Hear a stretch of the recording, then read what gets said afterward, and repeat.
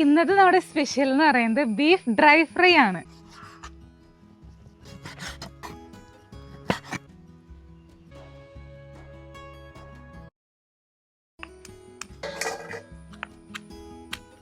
മഞ്ഞപ്പൊടി, മുളക് പൊടി അധികം ഇടുന്നില്ല, ഇത്രയും മുളക് പൊടി, പിന്നെ നമ്മൾ ചതച്ച് വെച്ച ഇഞ്ചിയും പച്ചമുളകും, ഉപ്പ്, കുറച്ച് പച്ച വെളിച്ചെണ്ണ ഒഴിച്ചിട്ട് നല്ലോണം ബീഫിനൊന്ന് കൈ കൊണ്ട് തന്നെ ഒന്ന് കൂട്ടി തിരുമ്മണ്ട.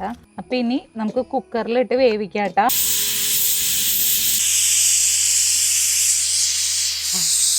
അപ്പോൾ ബീഫ് നല്ല രീതിയിൽ വെന്തുണ്ട്, നല്ല വെന്ത മണം. വെളിച്ചെണ്ണ ഒഴിക്കാണ്, വെളുത്തുള്ളി ഇടാൻട്ടാ.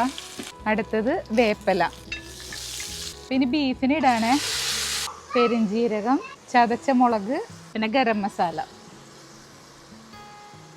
കുരുമുളക് പൊടി. ഇനി ഇതിന് ഇവിടെ കിടന്ന് നല്ലോണം ഇളക്കി ഇളക്കി ഒന്ന് ഡ്രൈ ആക്കി എടുക്കണം. അപ്പം അങ്ങനെ ഇതേ ബീഫ് ഡ്രൈ ഫ്രൈ അങ്ങനെ റെഡി ആയിട്ടുണ്ട് കേട്ടോ.